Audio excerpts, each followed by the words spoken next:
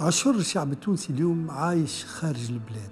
الظروف الاقتصادية في الماضي جبرته على ذلك، ولكن في نفس الوقت الظروف الاقتصادية الماضية والسياسية منعتهم من المساهمة في تطوير بلاده. اليوم التوانسة في الخارج عندهم الحق باش ينتخبوا نوابهم، اليوم عندهم الحرية كشعب التونسي باش ينخرطوا في المنظمات اللي يحبوا عليهم. اليوم جاء الوقت باش يرجعوا لهم حقوقهم. البي دي بي باش يعمل كل ما في وسعه باش التونسي في الخارج والتونسي في الداخل يكونوا متساويين مساواة مطلقة.